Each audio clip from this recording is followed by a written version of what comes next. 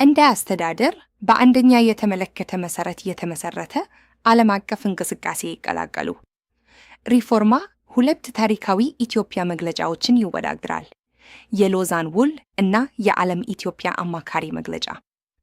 የሎዛን ውል በ1984 የተጻፈው የመጽሐፍ ሥርዓት እንደ ምስክር ይኖር ይላል።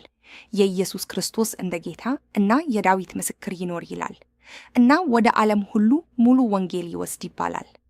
እንደ እንቅስቃሴና ማህበረሰብ ኃላፊነት አንድ እንደሚኖር ይሰዳል እና ቤተ ክርስቲያን በቃልና በእርግጥ የክርስቶስ ፍቅር ማሳያ ይባላል።